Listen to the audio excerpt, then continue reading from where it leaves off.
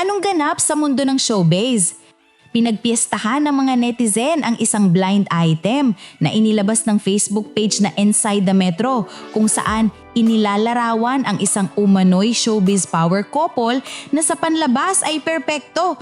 Laging magkasama sa red carpet, puno ng endorsements at may malinis na imahe. Pero sa likod daw ng kamera ay may bit-bit na mabigat na problema. Ayon sa blind item, ang mister na kilala sa pagiging charming at squeaky clean ay sinasabing namumuhay ng double life at may ilang babae umano sa likod ng relasyon, habang ang misis ay paulit-ulit na nasasaktan. Pinakaumaning reaksyon ang aligasyon na minsan daw ay tuluyang bumigay ang misis at napaiyak sa isang hotel lobby sa harap ng malalapit na kaibigan. Malayo sa mga kamera na karaniwang nagpuprotekta sa kanilang perpektong imahe.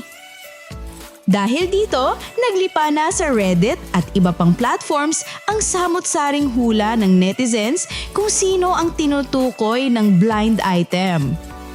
Pinakaunang hula ng maraming netizens, Dingdong Dantes at Marian Rivera. Ayon sa ilang Reddit users, pasok umano sila sa definisyon ng power couple, malalaking projects, endorsements, at strong public image. Pero mabilis ding may mga dumipensa at nagsabing wala namang matibay na batayan at tila hindi raw tugma sa kanilang kilalang personalidad. Ikalawang madalas mabanggit, Sara Geronimo at Matteo Gudicelli. May nagsasabing tahimik pero high profile ang couple na ito. Ngunit ayon sa ibang netizens, may debate kung maituturing nga ba silang power couple sa parehong antas. Kapansin-pansin na walang nagkakaisang sagot sa comment section.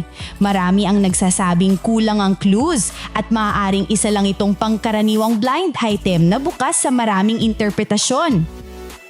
Paalala po, ito ay blind item at opinion lamang ng netizens sa Reddit. Wala pong kumpirmasyon at hindi ito opisyal na balita o paratang laban kanino man. Sa ngayon, nananatiling palaisipan ng blind item. May katotohanan ba ito o isa lang talagang malaking haka-haka ng internet?